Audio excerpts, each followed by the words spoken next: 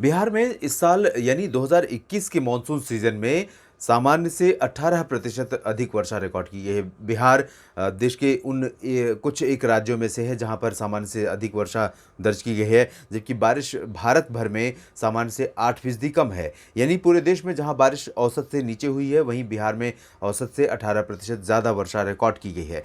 लेकिन ये बारिश अब बिहार के लोगों के लिए ज़्यादातर ज़िलों में मुसीबत का कारण बनने लगी है, क्योंकि लगातार होने वाली बारिश के कारण साथ ही साथ उत्तरी क्षेत्रों में, चाहे वो बिहार का उत्तरी क्षेत्र हो या फिर नेपाल और अन्य इलाके, और साथ ही साथ उत्तर प्रदेश के कुछ इलाकों में हो रही लगातार बारिश के कारण नदियों का जलस्तर, बिहार में जो नदियां पहुंचती हैं उनका जलस्तर लगातार बढ़ता जा रहा है। और इसी वजह से गांव के गांव, ज़िले के ज़िले और कई शहर, कई कस्बे नदियों की बाढ़ के चपेट में आ चुके हैं। और इसी वजह से बिहार के लोगों का जीवन, सामान्य जो जीवनचर्या होती है, वो अब मुश्किलों में है। कई ज़िलों से बाढ़ की खबरें आ रही हैं और ऐसी संभावना भी थी, क्योंकि लगातार बारिश का सिलसिला यहाँ पर बना हुआ है।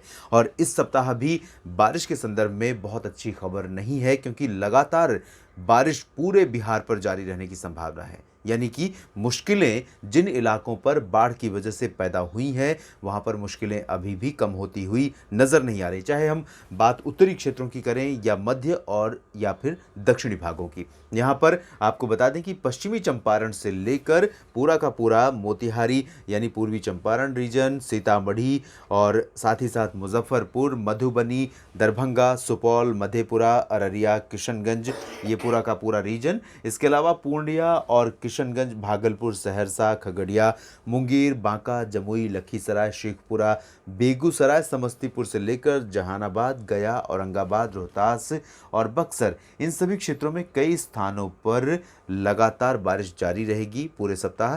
यानी कि अब आज से लेकर 17 अगस्त से लेकर 23 अगस्त के बीच में लगातार मानसून सक्रिय रहेगा। इन सभी क्षेत्रों में राजधानी गया से लेकर राजधानी पटना से लेकर तमाम इलाकों पर मानसूनी हवाएं चलती रहेंगी, बादल भी काफ़ी घने छाए रहेंगे और ऑन एंड ऑफ बारिश कंसिस्टेंटली होती रहेगी। इसी वजह से यहाँ पर नदियाँ अभी भी खतरे के निशान से अधिकांश इलाकों में ऊपर बहती रहेंगी। गंगा नदी, जो कि एक बड़ी नदी है जिसका डिस्टेंस बहुत लंबा है, उत्तराखंड से निकलती है, उत्तर प्रदेश से होते हुए तमाम ट्रिब्यूटरीज यानी सहायक नदियों का पानी अपने आप में समेटते हुए ये आगे बिहार को पार कर बंगाल की तरफ जाती है और फिर गंगा सागर यानी पश्चिम बंगाल की खाड़ी में समुद्र में मिलती हैं।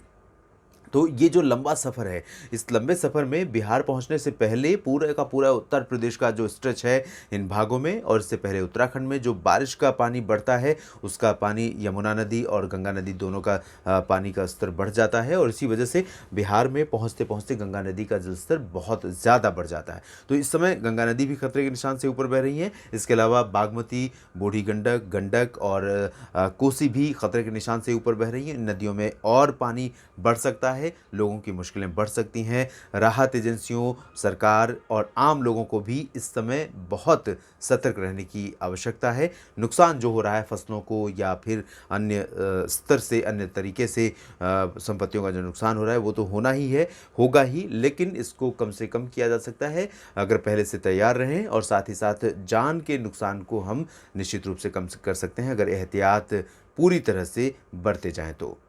बिहार के साप्ताहिक मौसम पूर्वानुमान के इस बुलेटिन में भी इतना ही। आप बने रहिएगा मौसम तक चैनल के साथ। धन्यवाद।